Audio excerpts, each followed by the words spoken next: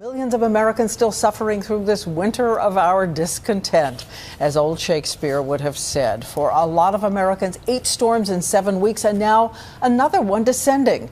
ABC's Alex Perez on the mounting danger on the ground and on your roof. Tonight, a new storm pounding the Midwest with snow and howling winds. In Minneapolis, plows working nonstop. I'm ready to move. Des Moines, whiteout conditions. In Chicago, thunder snow. Snow already piled so high here, just running an errand is like zigzagging through an obstacle course. Everywhere you look, massive icicles. How crazy has this winter been for you as a homeowner? I've lived here for 20 years. I've never seen anything like that. The relentless winter also has roof repair crews stretched thin as they work to melt these home-wrecking ice dams. Ice dams form when heat from inside melts snow piled up on the roof outside. That water then pools in gutters and refreezes solid, creating expensive problems. When you see these huge icicles here on the side of this roof, what does that mean to you? There's water that's going to get inside that house and start damaging the house. And in some cases, tens of thousands of dollars? Tens of thousands of dollars. Floors, ceilings, walls, electrical, all kinds of stuff. And the deep freeze. In some areas, the ground is frozen 20 inches below the surface, meaning even when the snow melts, the ground can't absorb the water from those massive mountains.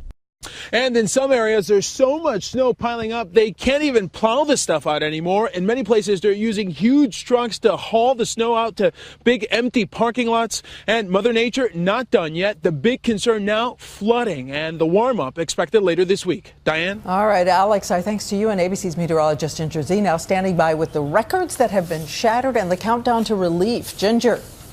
Diane, if it feels like this has been the worst winter ever, in some places it has. Look at Chicago, for example, their 3rd snowiest and now tied for the most sub-zero days on record. And then Indianapolis, their snowiest season on record. Detroit, a little bit of both, 5th snowiest and 6th coldest. All those rankings and a lot of cities we missed, of course, here in New York City are 8th snowiest and more to come. Tomorrow morning it happens. We're going to have a pretty messy commute from eastern Pennsylvania up through Connecticut, eventually into parts of Massachusetts. And some of the numbers, 2 to 4 inches overall, 6+ in some of the pink there.